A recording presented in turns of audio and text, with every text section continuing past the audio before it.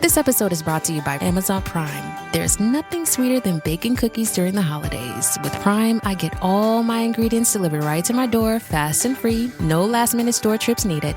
And of course, I blast my favorite holiday playlist on Amazon Music. It's the ultimate soundtrack for creating unforgettable memories. From streaming to shopping, it's on Prime. Visit Amazon.com/Prime to get more out of whatever you're into.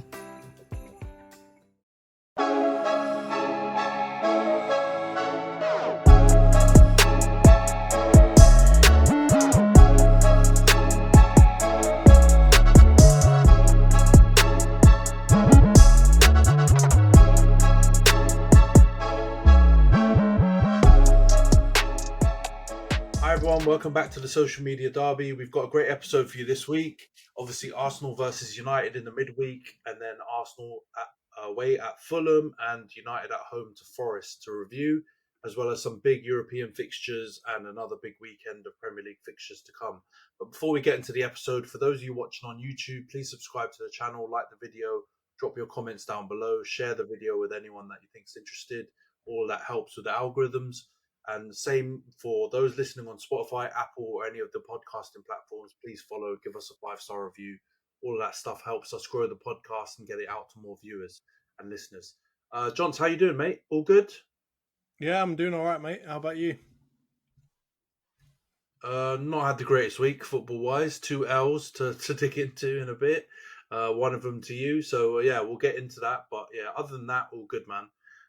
Looking forward to the end of the year and Christmas and all that kind of stuff. So yeah, we've got loads of games as well. So we'll be busy on the pod. But let's get into the Arsenal United game real quickly. Obviously, that was in the midweek. We haven't spoken massively about it, and obviously we haven't recorded a pod since then. Arsenal with the win, 2-0 at home, 0-0 at half time, and then early in the second half, I think within the first 15 minutes. Jurian Timber scores from a corner, and then I think again late in the middle of the second half, it comes off Saliba's arse and makes it 2-0. So yeah, what did you make of the game first of all? Because I think you were out and about, weren't you? So you didn't catch it live, but I'm guessing you've watched it back or at least the highlights. Do you think it was a fair result? I think it was a fair result. Obviously, there's a lot to be said about the manner of the result in terms of how we scored goals and how we played football, etc. But I think overall, if we think about the game of football, I think we were better. Obviously, it was relatively even in terms of possession and stuff. It's not like we completely dominated you or anything else like that. But I think we had enough chances, mostly off of set pieces, to put you away. And I think you did have a couple of chances, but I can't say any of them were like majorly clear cut. So I think overall, I'm happy with the performance. I think we deserved it. And, obviously we moved on to a slightly worse result over the weekend. So good result against you guys. I think you played well. You can see improvement. But yeah, I just think we were a little bit too good for you on the day. Yeah, no, I agree. I think it was a fair result. I think overall you guys had more attacking prowess. You looked more dangerous overall. Well, not really in the first half. I think in the first half we controlled the game pretty well. I've seen some analysis on it, and I don't think it was backs to the wall in the first half. I actually think we had a lot of the ball, and you guys didn't really create anything except from, I think Partey had a chance from a corner, obviously. Yeah, easy. But other than that, nothing really happened. Second half, though, I noticed it almost straight away. From open play, there was just, you had a bit more space. People seemed like on our side that they weren't pressing as well. And then obviously you managed to create all those corners that you created a lot of the big chances and obviously the goals from, because they don't come from nowhere, right? They weren't just people taking pot shots from 40 yards. You were getting yourself into decent positions. I know Havertz, I think, is the one that I can remember from open play where you had a good chance and Onana made a big save. I think, and then you scored either from that corner or from the one before, the one after. There's some frustration though, because I do think like some of the corners we gave away, it was almost like we'd forgotten, or we just lacked total awareness that corners were a real danger for you guys. Because I think the goal that comes off Saliba's backside and in Rashford is sloppy and kind of concedes the corner willingly. And I think like we all make jokes and stuff like corners are basically like penalties for you guys, but you're so dangerous from them. Like we have to avoid giving them away. And I think what was it, 13-0 in corners by the end of the game. After the first one, you could tell we need to try and avoid these scenarios as much as possible. And I give Park credit for you guys forcing a good chunk of them, but I do think there was quite a few as well where we kind of conceded the corner, thinking we weren't playing a team that was necessarily super strong at corners, and yeah, brought some of the problems onto ourselves. But overall, I think it was a fair result. I think you guys are the better team. I don't think you played that well on the day, and I think you did have to, rely on the corners to create your biggest chances. But I don't see the big four all around. I know part of his banter, but yeah, I don't see the issue with being a team that's good at corners or set pieces. I think it's a part of the game, and I do think it's a modern phenomenon where people come in and say, oh, but this guy scored mostly penalties, or you score most of your goals from set pieces. Um, it's a facet of the game, and it's important. I don't think anyone's going to care if they win a league or scoring set pieces or corners or win a Champions League off that. It's only being used as a stick to beat you guys because you haven't quite got over the line. But it's ridiculous. What do you make of it? And I know you get frustrated by it.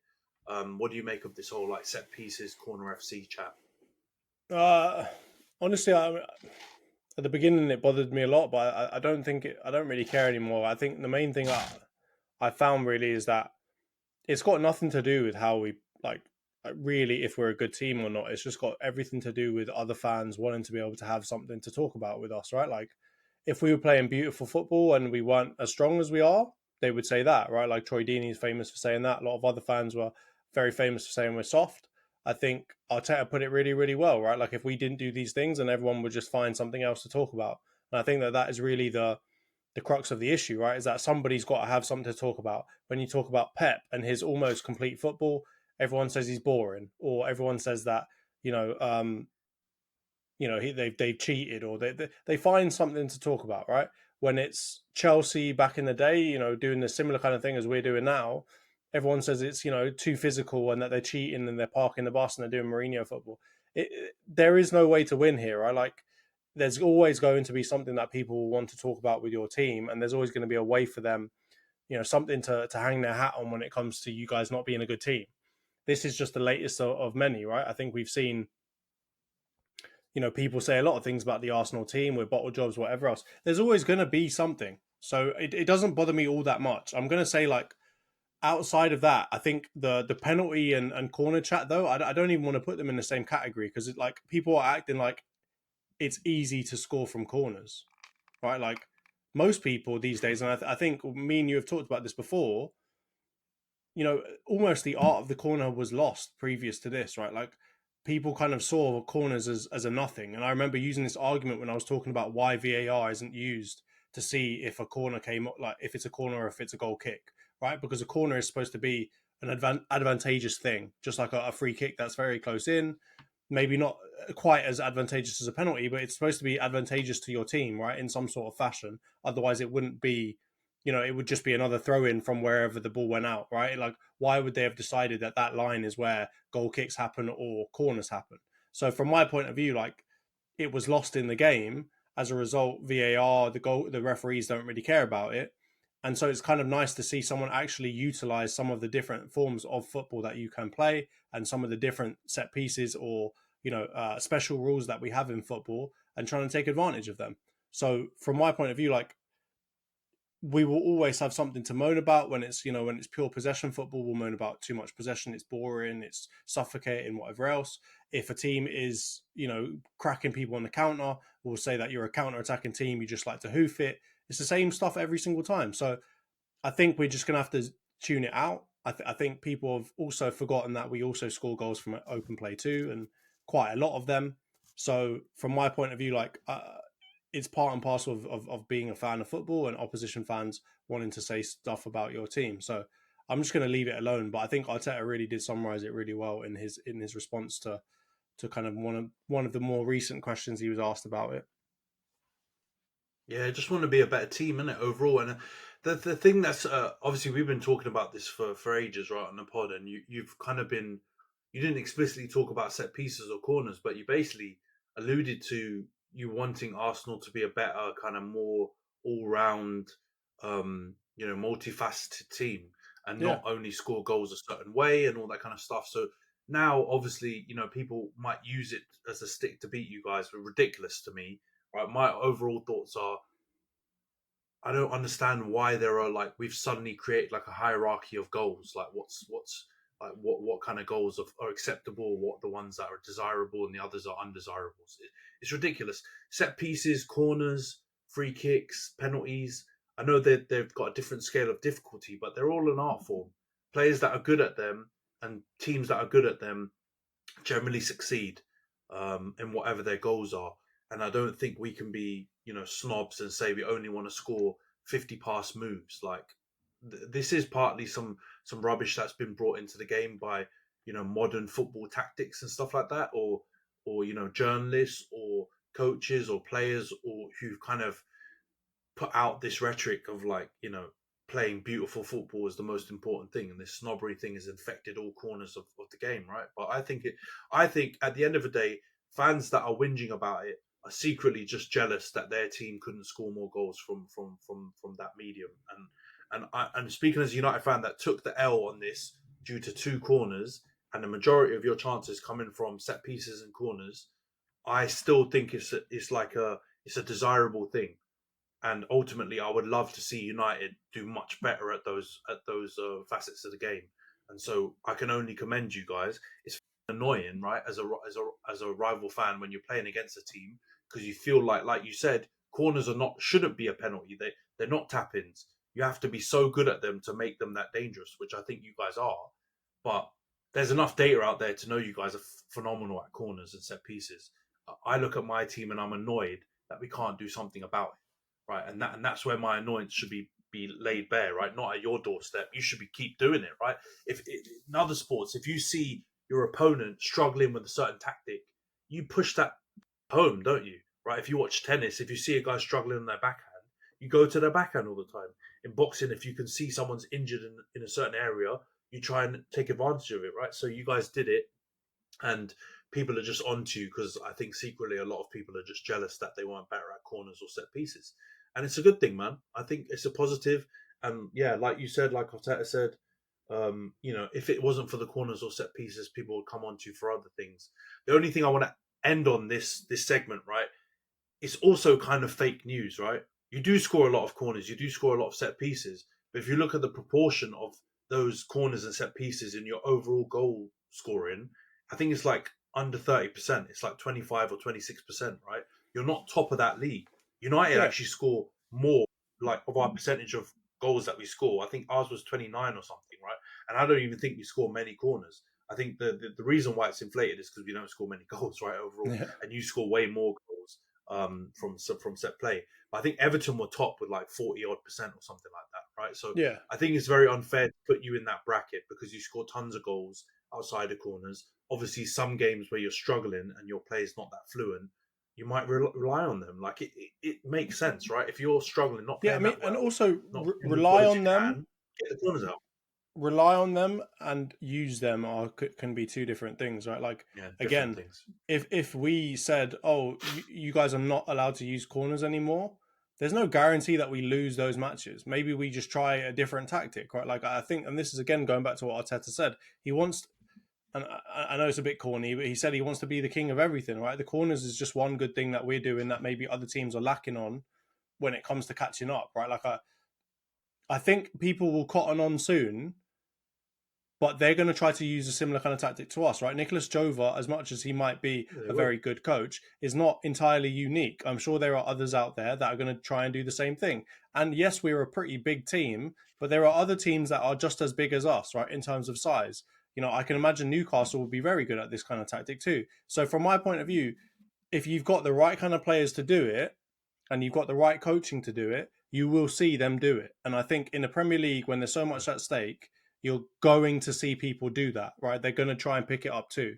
So my hope is just that other people pick it up as well, and football becomes more than just possession, tap in, sweaty goal, as Pep has made it.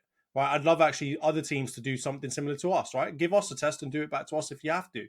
I'm cool with that. What I don't want to see though is everyone else moan because we figured out how to do something, and then next season everything, the referees have decided you're not allowed to do any of the things that you do on a corner anymore. Even though before Arsenal started doing this, loads of other teams did those things too. They just didn't do them intentionally. Right? I can think of so many times where people have pushed people in corners, people literally hugging them, ripping shirts off of people, doing all kinds of madness. And this was way before Arsenal started scoring from corners, right? And nothing was said about it, right? People getting in front of the goalkeeper, trying to bug the goalkeeper. These are long-standing activities that have been allowed for a very long time. So what I'd prefer is everyone else buck up your ideas, use the rules that you can see in front of you, figure out how to score from them, like everyone else, like Arsenal, like Everton, like Stoke, and whoever else you want to talk about.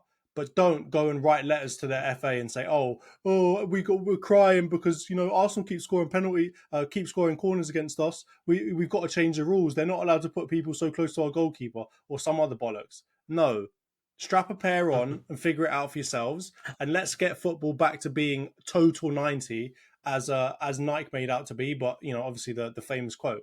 Let's actually have a game where you have various different ways of playing, and you don't just get dominated by one bald Spanish Don doing his tactics over and over again and affecting everyone else. Hey, it's Austin James. If you're like me, trying to live your best life while living with diabetes, you can relate to worrying if you're doing a good job managing your diabetes. I use the Freestyle Libre 3 Plus sensor to get real-time glucose readings and see the impact of every meal and activity to make better decisions. The Freestyle Libre 3 Plus sensor can help me live life with diabetes on my own terms, and it gives me more time for the things I love, like being a dad and a musician. Now this is progress. Learn more at freestylelibre.us. For prescription only. Safety info found at freestylelibre.us. Right. Yeah, no, I hear you, man. I agree completely. Like, I think we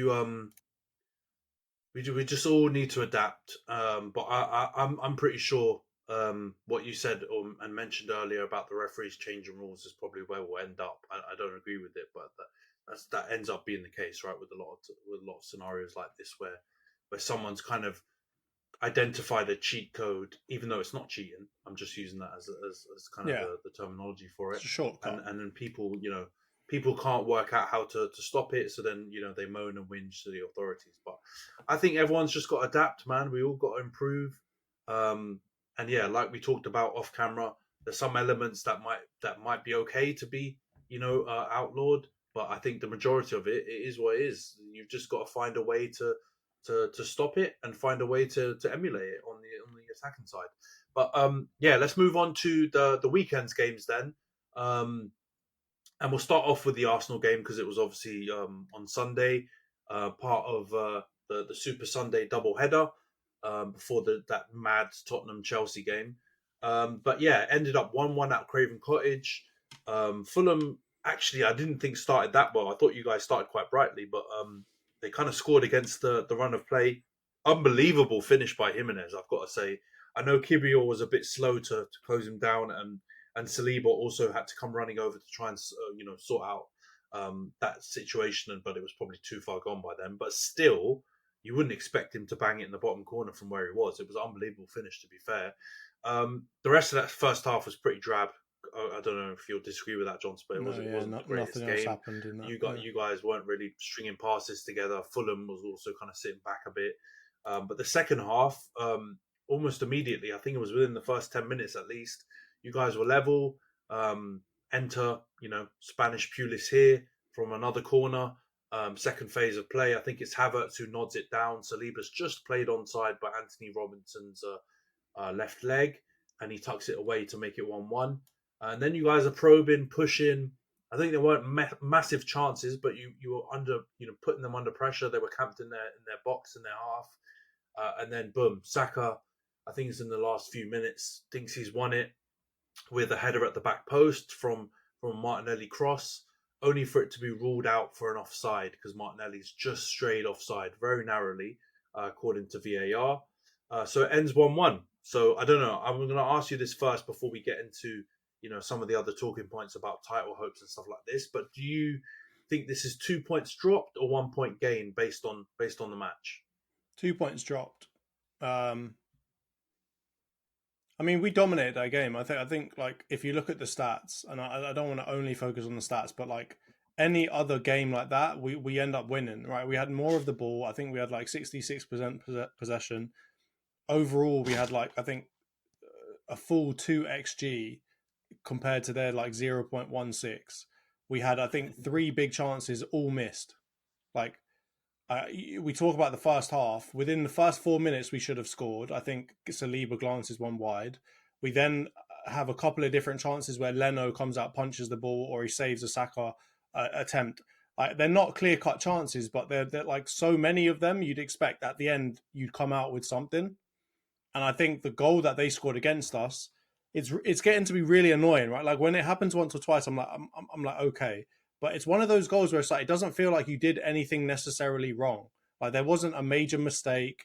There wasn't like someone falling in their arms. There wasn't a terrible save from the keeper. It's nothing. It's just like that from the outside, that doesn't look like we did anything wrong. And someone's just taken advantage of a really good chance, right? Like even like yesterday, there's no Kukureya falling down or something else like that, right? None of that happened for our goals, and yet we continue to concede goals like this, right? I'm thinking of also, what was the goal? The first goal against West Ham, the Wan-Bissaka goal, right? It's not terrible from anyone, right? I've got questions around Trossard's positioning and so on. I've got questions around Raya and stuff, but it's a decent goal, right? They're pretty clinical. There's nothing we can do about it. And that one just felt the same way, right? The ball through from Kenny Tete, I think stupid positioning from Kiwior, getting wrong side of the player, allowing that space to be created. Saliba, I think, does most of what he should do right, which is closing down pretty quickly, gets his arm behind his back. It's what he does most of the time. And most of the time he gets some sort of block on it. And then from Raya, like it was in the corner essentially, right? Like it was in the side netting. And it was from a position where I think Raya was kind of moving back, like he was kind of racing quite quickly backwards and then tried to set himself before the shot came through. And I think he just set himself a bit too late and then as a result dived a bit too late, but I can't crucify him for it. But it's just one of those goals. I'm just like, why do we keep conceding these types of goals? This is getting to be really annoying for me because, ideally as a defensive team in this day and age, it kind of just feels like you need to make sure you don't make any mistakes. And then you attacking wise just need to be really good. But it's getting to the point now where I'm thinking like, no, we don't. It's not that we just don't have to make any mistakes. We need to be structurally, systemically better than we are so that they don't even get into the position where they can get, a 0.1 XG chance, right? Which is not a great chance, but a chance nonetheless. It's like we almost have to be perfect to stop all these chances. So I'm getting really annoyed about that. And I'm kind of like wondering, like last season when we were defending so well, is it just because we got 10 men behind the ball all the time and we were defending really compact and really structurally sound and not giving away those kinds of spaces? Because I've now seen it a couple of times where like we don't have 10 men behind the ball and they do create space and then we get like these kind of half chances that they take advantage of. So I'm kind of wondering, like, is there some sort of change that Arteta's made to his structure about how we set up defensively or what that is making this happen, or is it injuries? What is it? But whatever it is really annoying me. And obviously we get back in the game. I think it's another set piece goal, so I'm not going to talk about it too much, but it's using our strength again. And then at the end, I'm not even going to talk about all the chances we had in between that too, but we had plenty as well in between the Saliba goal and the disallowed kind of end goal when Martinelli was offside. But obviously from Martinelli, I don't want to be too harsh, but that's kind of poor, man. Like, I get that you're fast. I get that you're eager and stuff like this, but man, like, don't turn into our Darwin Núñez, right? Like, don't turn into one of them guys that's just going to be making clumsy decisions all the time, bro. Like, please stay on side. You're faster than most defenders anyway. You don't need to give yourself the perfect head start ahead of them. So that really annoyed me as well. But I think overall, to answer your question, I think we deserve, like, we should. I'm not going to say we deserve to win because I think if we deserve it, we'd win. We should have won that game. And when I say should, I mean pointing at us. Like, we should have done more about that. We should have scored. We should have defended better to not allow their first goal in. But on balance, I come away from that game thinking we've lost 2 points because we had far too many chances to have only scored one goal. Yeah. I mean, I get it completely. I mean, so yeah, from my perspective, man. Firstly, on the goal conceded, I think it's just poor positional play. To be honest, man, I don't think it's like some massive error. And like you said, it's not something where you can, I guess, go and say someone has to do better in terms of making a mistake. But I just do think there's been little cracks this season in your defense when it comes to positional play, and it can be tightened up. So I think both with this goal and the Wan-Bissaka goal, if you've got your left centre back or your right centre back, more concentrated, more aware of where they are on the pitch, I think they pick up Wan-Bissaka for the West Ham goal, and I think they definitely pick up Jimenez and at least make him have to shoot through bodies. Which, if that happens and it goes off, Kyrgios's left foot, or catches another deflection and goes in, you can feel the way you feel and feel like, what else can you do? But I think Kyrgios, he was very good against us in midweek, and I feel like overall he's an able deputy when Gabriel's not there. Even at left centre back, I think he's generally done okay. At left back, sorry, he's generally done okay. But I think in this case he was just a bit sloppy, and he just wasn't concentrated, and it was one ball over the top, and he wasn't ready for it, prepared.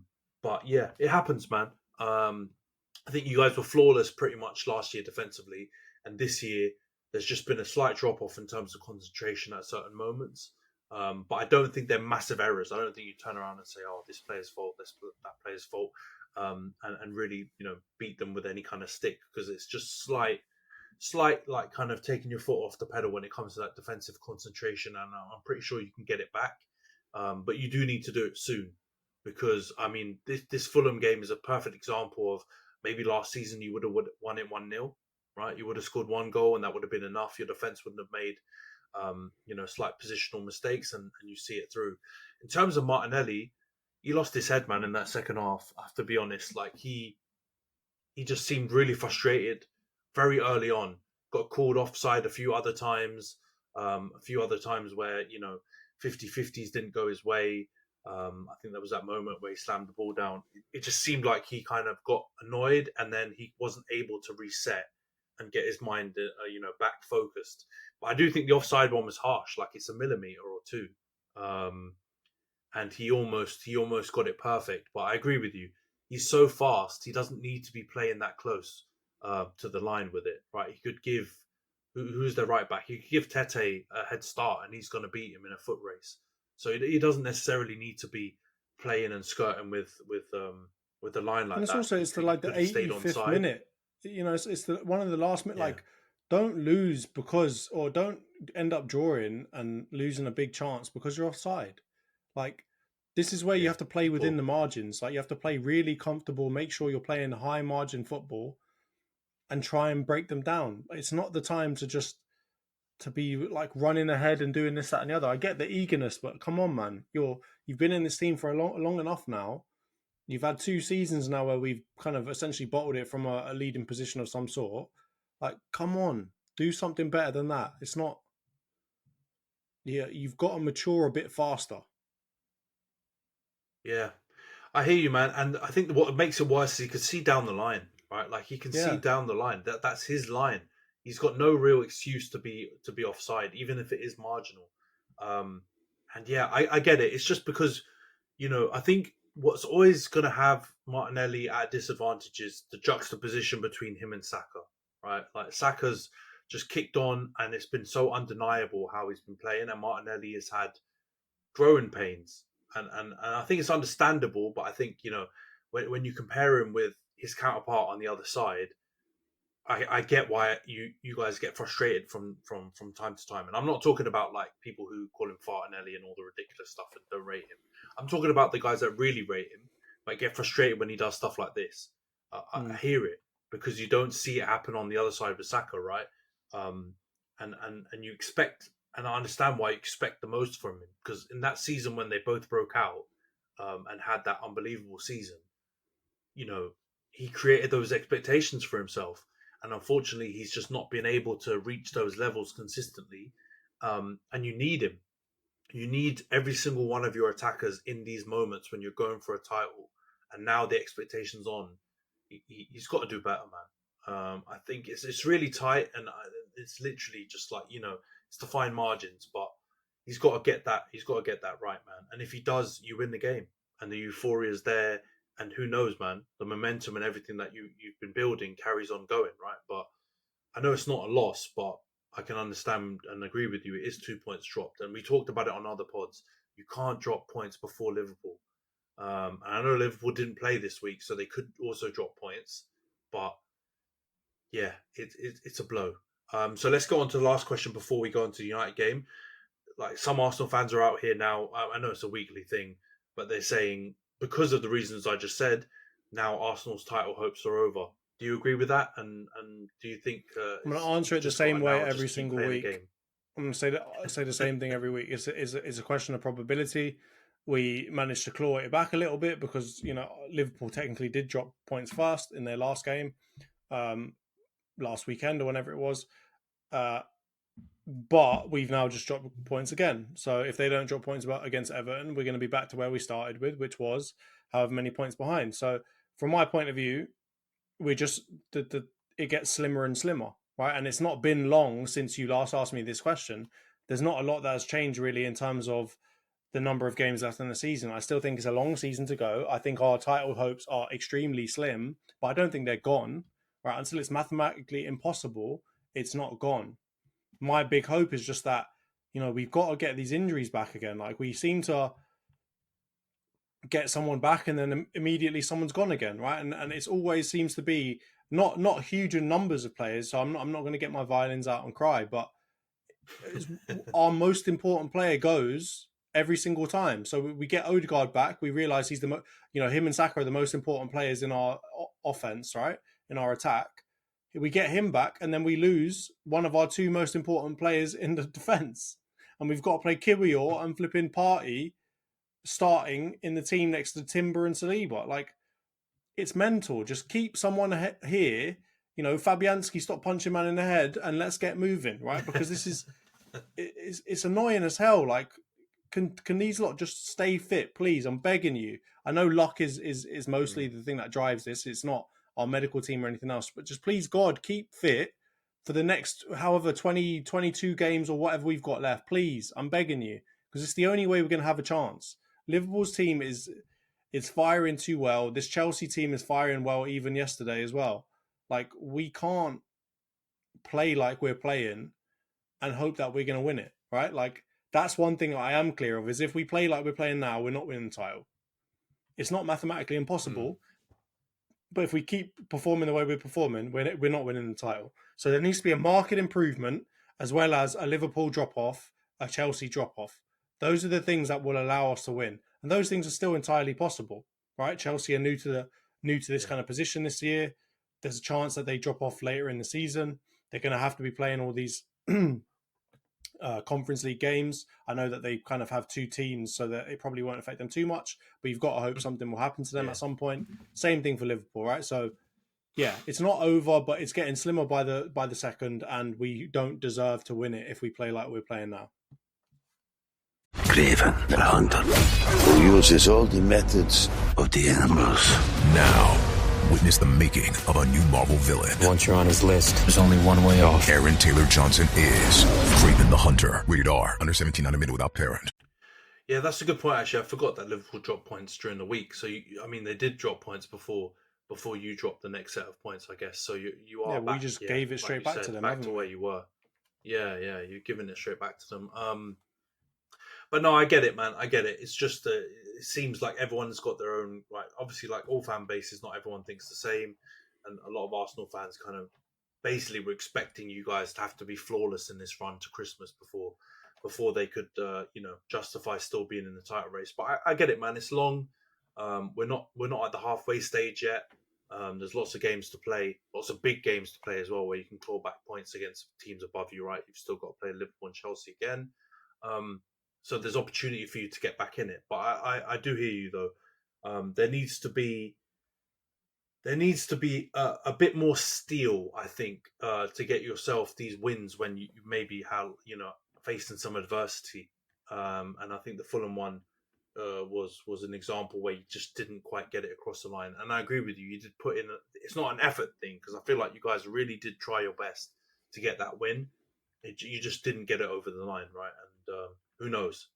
I guess with draws it's hard, isn't it? Because I feel like at the time they always feel like 2 points dropped when you're in a title race, but come the end of the season, who knows? Maybe the narrative will change and it'll be a point gained because you win by a point or you win on goal difference or whatever, right? And then all the draws are super important. But yeah, it's a tough one. It would have been very frustrating if that was my team watching that game.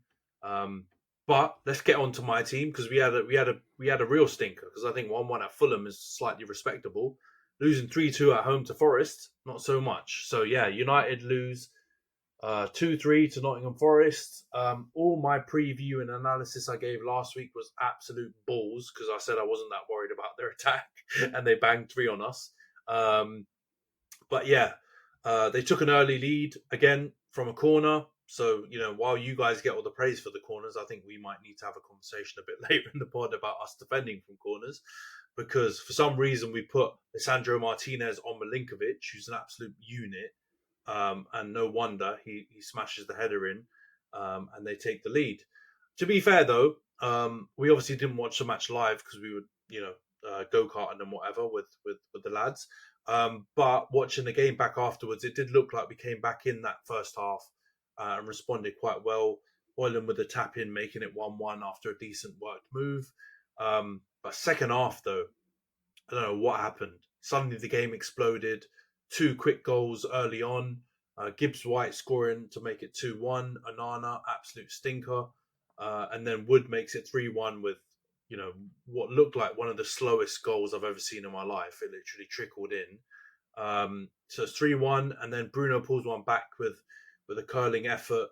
But yeah, to be honest, we watched that point onwards live, and it didn't really look like we were going to score. Right, I know Alessandro put one over the bar from a corner, and there were a few little semi-half chances, I guess. But I think Forest were never really under threat, and they come away with a win 3-2.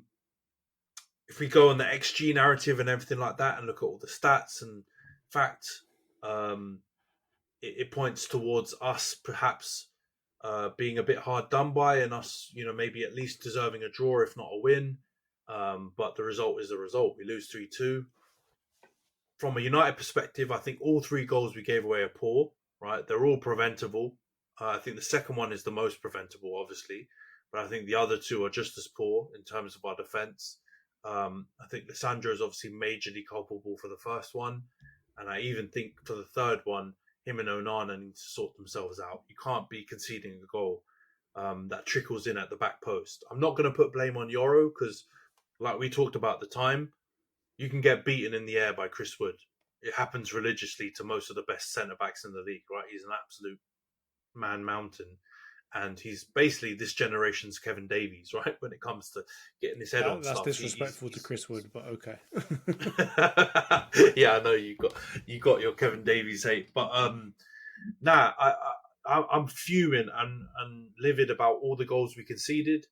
I'm not massively discouraged about the way we were playing. I do think there was some sloppiness from Bruno. I think our centre backs could have done better. Generally, also on the ball, I don't think they were good enough playing out. I think Garnacho frustrated still. I think Ogate was all right, and I feel like he had one of his better games. I thought Delo was a bit better again than he has been in recent weeks, but it's still not up to standard. But I did see sprouts and shoots of positivity in terms of gameplay. But ultimately, we need results, man. We're 13th in the table. We've still got positive goal difference, thank God. So people can't batter me with that. But we're not looking good, and we've got a really tough run of fixtures coming up. So, 2 wins in a week. It's not looking good. But what do you think, Johns? Obviously, as a rival opinion, what did you make of the game and the result? Yeah, I mean, like you said, I was busy doing something else at the time, so I didn't see the full game. But obviously, I've watched the highlights since. I think it was. I don't think it was a game of the highest quality, but it kind of feels like prime Barclays type football in terms of it wasn't the prettiest thing to watch, but a lot of goals were scored and it was relatively exciting. I think honestly, from a Man United perspective, I don't think you should be conceding any of those goals. I think they're all pretty poor, and I think your goals scored were, I mean, better. I think the first goal, even though it was a tap in, I think the things leading up to the tap in were pretty well worked. It was some nice little kind of one touch play from your midfielders and cams.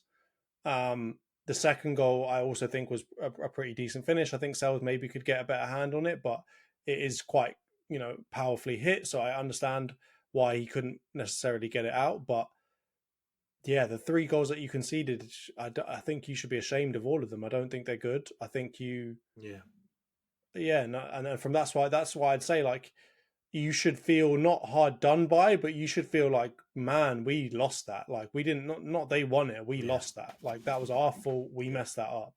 So I think from Amorim's point of view as well, he's going to have to look into that team and think, like, yeah, maybe attacking, I can get them scoring, I can get them playing better football, but am I going to be able to get them to defend better than this? And I'm not going to say like Sporting were a terrible defensive team, but they were clearly like attacks more important, attacks first. Let's try and like smash goals in, and let's see, on the other end, let's see what we can do. I'm hoping that he's going to have to come into that with a bit more structure or tactic to really sort this defense out, because you don't have so far you're not having like outstanding individual performances that are saving you, right? Like, oh, actually, wait, no, Onana has had a couple of outstanding performances that have saved you, but I don't think you can rely on that full time going forward. I think he's going to have to figure something out in that defense, get them playing better together, get them more organized from set pieces, etc., etc. Because if you keep conceding goals like that, I don't think Man United fans are going to be happy at all, because those were poor. It's very different if someone slaps it in the top corner, right? And the funniest thing is that like the other chances that Nottingham Forest had would have been way better goals. Like that Jota Silva like crazy header that he gets in and hits the bar with, like that was good. But the ones that they ended up actually scoring stank. So yeah, even that though, that was from issues, a set piece too. Yeah, you got to defend better from that. I agree with you completely, man. While in your game, you look at it and there's like minor details have led to a goal. With ours, it's the most obvious, crystal clear, poor defensive play, something that you shouldn't be, giving up. And yeah, I mean, we've had those like kind of slightly shaky moments against lesser teams in the first couple of games of Amorim's reign, but we kind of got away with it. Against Forest, who I'm not saying are the best team in the world, but they're better than Bodo Glimt, for example, right? You get punished. And yeah, man, I just think it's poor. So defending set pieces is clearly a big issue, because we've conceded 3 in a week. And then I would even, the Chris Wood one wasn't a set piece, but it almost feels set piece-ish. And so we've got to work on that. But you know what I will say? And I am Amorim Defense League, as you know, John's from a group chat and everything like that. Organization and giving people instruction.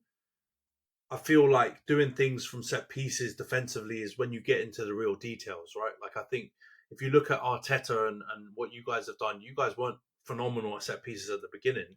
It's almost become something you've been able to develop now in this latter part of his reign, right? When you've got more time with the players and you can get into the fine details. And Amorim's had 3 weeks. So I expected us to be vulnerable at certain stages. It's still very, very frustrating that it's happened in quick succession, right? Because you would think after the Arsenal game, that is like a lecture under the spotlight, a dedicated lecture on how to defend better on set pieces when you concede that many goals from set pieces and also concede that many chances. You think that would be the one thing you'd kind of stamp out in the next game, but obviously that's not the case. But I do think,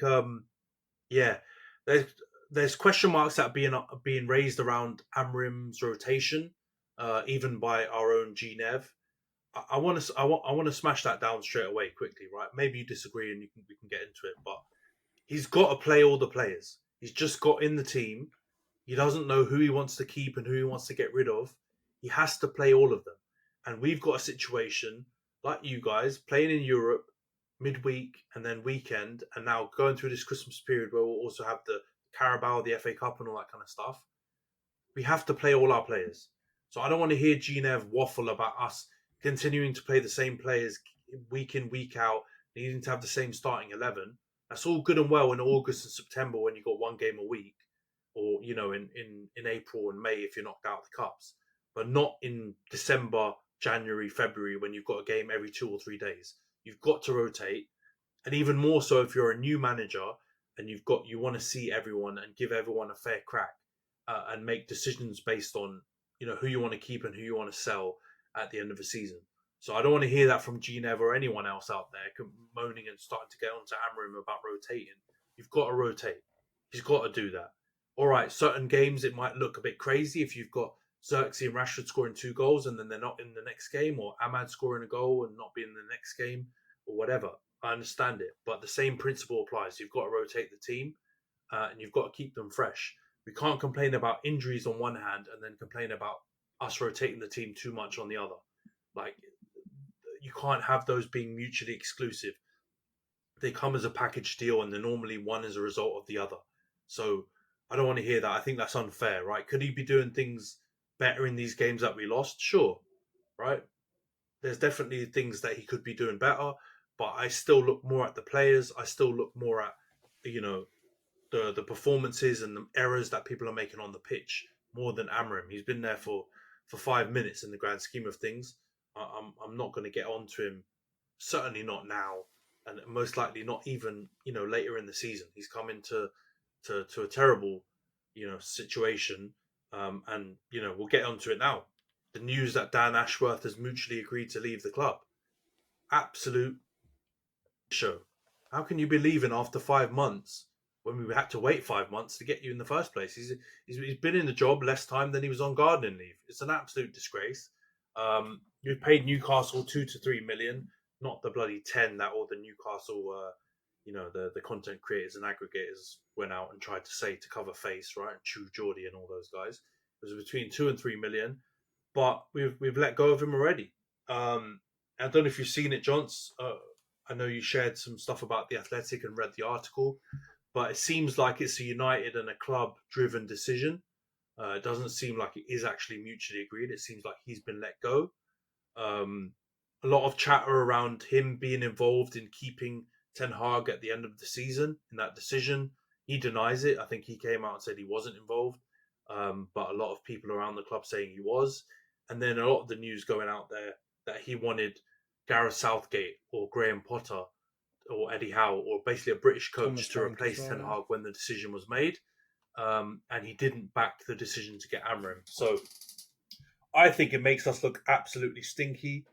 It sets off the alarms around Ineos and their decision making now. It's not a good look on them. We've talked about the PR around them for a little bit, so that continues. But yeah, what do you make of this Dan Ashworth stuff, and where do you think the blame should be put at around it? Yeah, it's interesting. Like, I heard some rumors, or I've been reading some stuff from Laurie Whitwell and the various different kind of reporters, the ITKs and stuff, about how they expected him to be a better, like, transfer focused guy. Like, he was going to be able to scout these players and this player and get that person in and get this person in. And apparently, like, everyone should have known that he's more of like an operational type of guy. He's more about the structure, setting up the right people, getting the right people in the right positions, and operating well, versus being like a transfer focused guy and being kind of more like an Edwards from Liverpool type of thing. So that's part of it. It kind of sounds like, from what I've seen, and you can kind of make it sense of it if you think about it, like, you love this guy so much that you go and take him from another club, you wait 5 months to do so, then 5 months into the job, you get rid of him. It's very clear that you maybe are realizing he is not what you thought he was. And so that's kind of, it keeps coming back to me as kind of maybe what has happened here, that Ineos have realized, or Ratcliffe specifically has realized, oh, he's not the guy I thought he was going to be. I've been missold a little bit here on Dan Ashworth. I think the fact that he was at Newcastle and they are a very English team, I think you should probably realise that, yeah, maybe that was how he was going to be. But then obviously, I mean, maybe his past at Brighton might have put you onto something else. I think from my point of view, it's just like, there's a clear breakdown in due diligence here, right? Like, if you fire anyone that quickly, the blame is either entirely like the blame is shared between both of you. But I think for the most part in this situation, it's the blame has to be placed on the club, on the ownership, because I think Dan Ashworth is pretty well known quantity. I think he's pretty revered in the industry.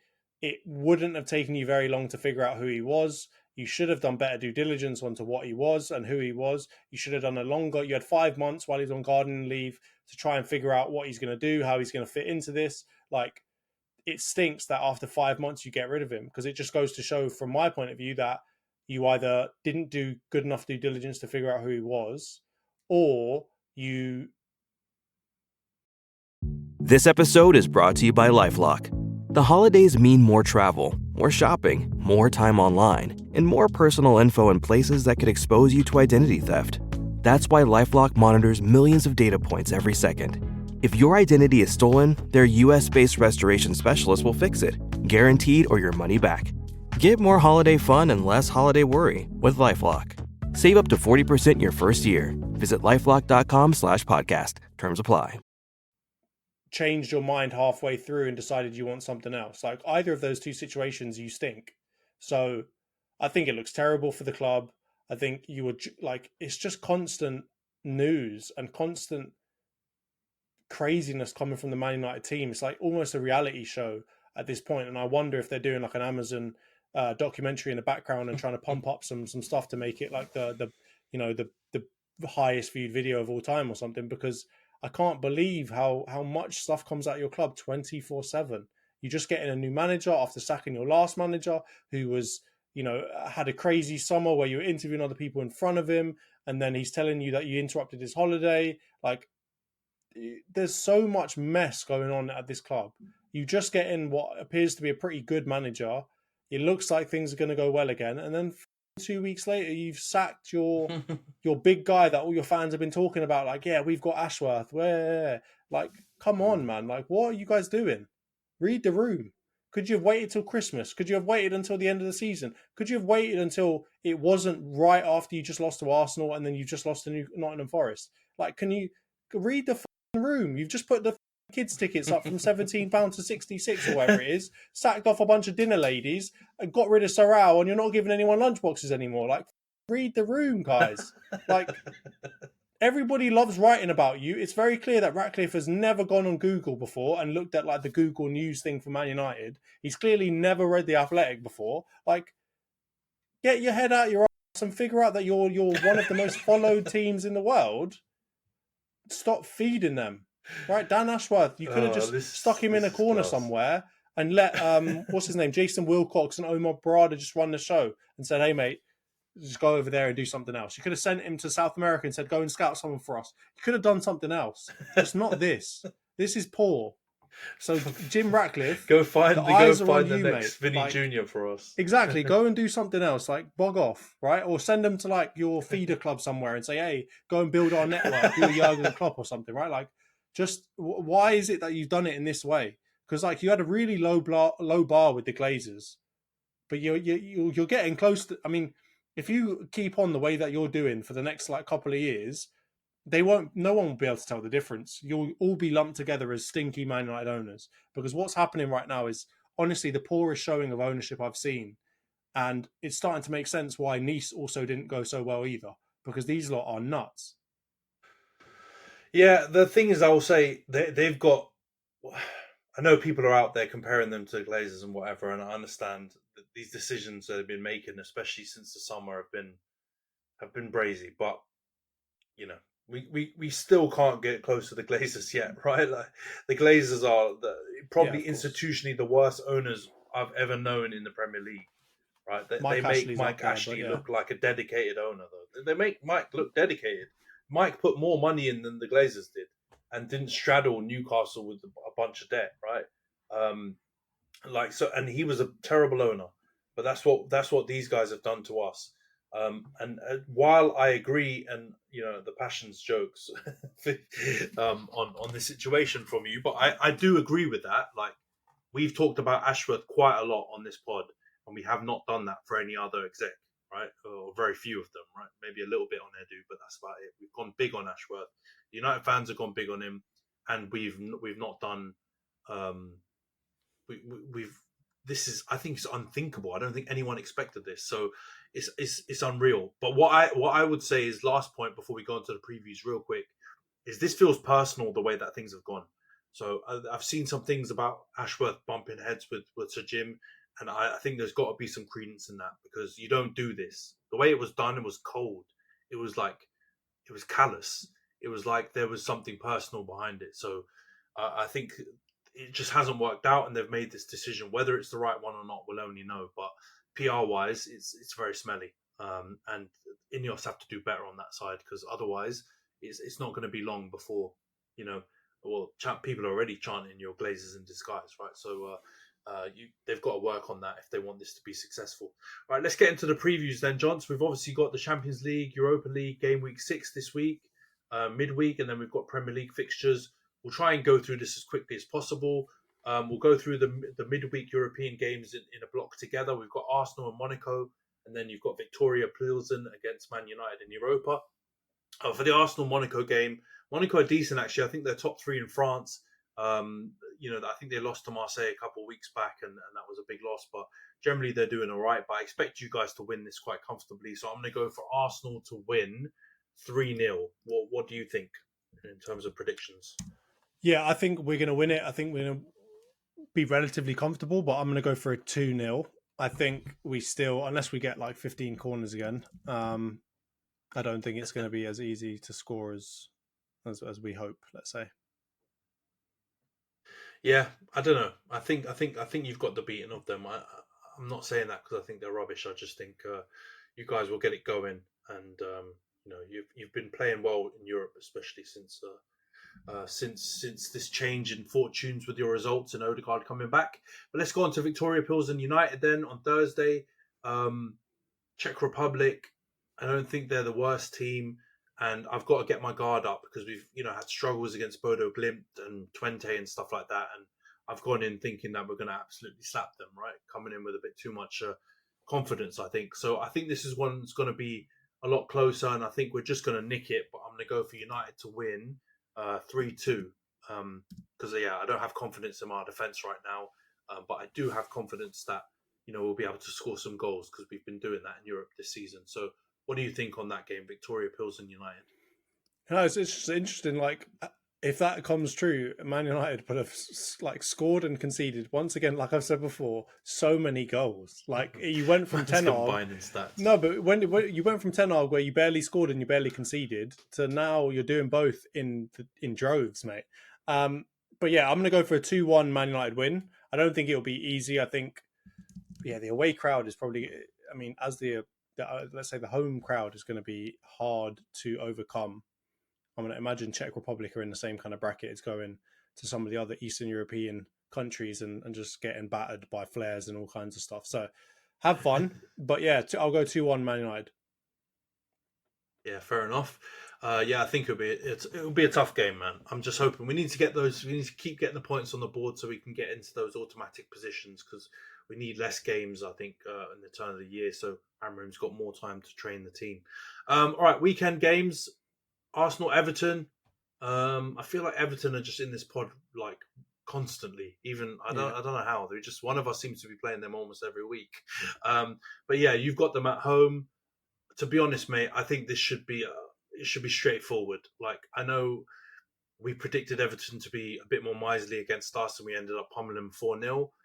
I don't know if it'll be 4-0, but I really do back you guys to get a comfortable win. I think you won't be able to keep the clean sheet going, so I'm going to go for 3-1. But I think you'll win comfortably. I just don't know how Everton create a lot of chances, and I think you guys have the right kind of players to match up against them. So I'm going to go 3-1. What do you think? That's exactly what I was going to go for as well. I was going to go for either 2-0 or 3-1, but I think 3-1 is probably closer. I think they've actually started picking up in terms of goals every now and then.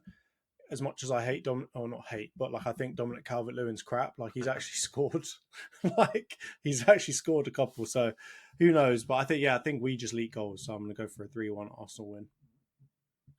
Yeah, fair enough. I hear you. And then it's completely crept up on us. But we've got the bloody Manc Derby on Sunday. Typical, City will probably be coming off two wins in a row or whatever their form has turned around, just in time for us to rock up. I do think we've got a good chance, and I wouldn't rule out us pulling off an upset in this game just because I feel like, City are vulnerable. I know they beat Forest, was it 3-0 the other week? And they had a respectable draw against Palace. Yeah. But they're still susceptible, man. When I watched them, even Forest, they had chances. They just didn't take them, right? Stupid prats. They decided to take all their chances against us and not against City. But yeah, I think that we will get chances in this game. So actually, I'm going to go for a 2-2 draw in the Mac Derby.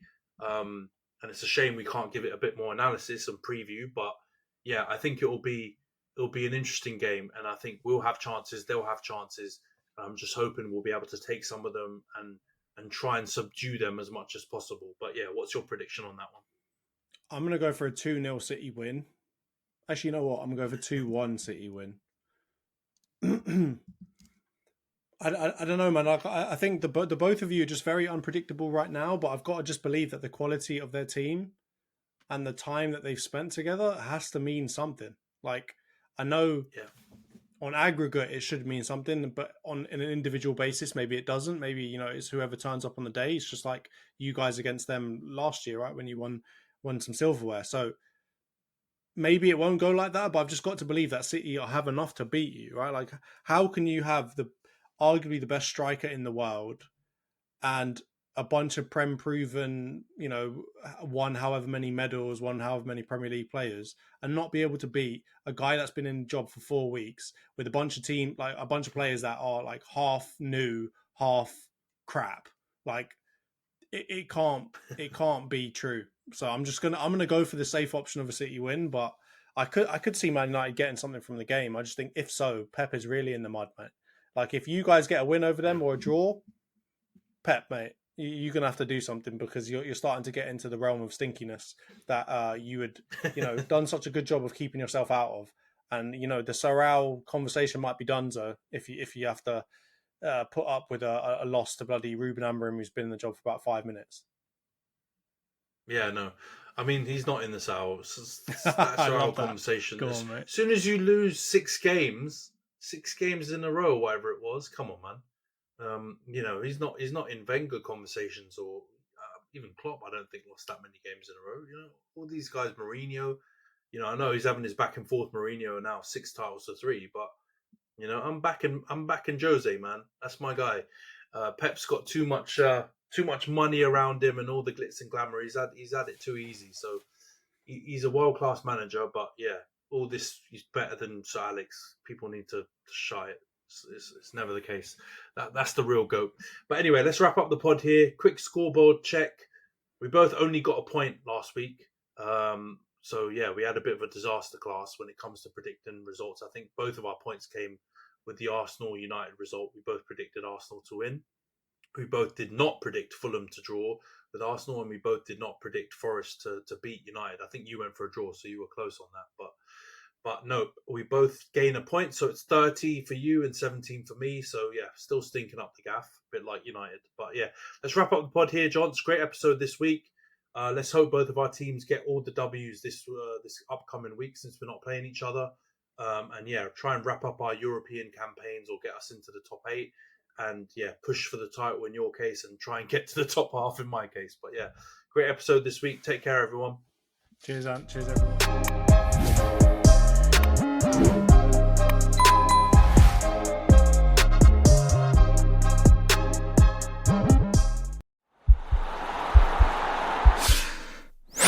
This podcast is part of the Sports Social Podcast Network.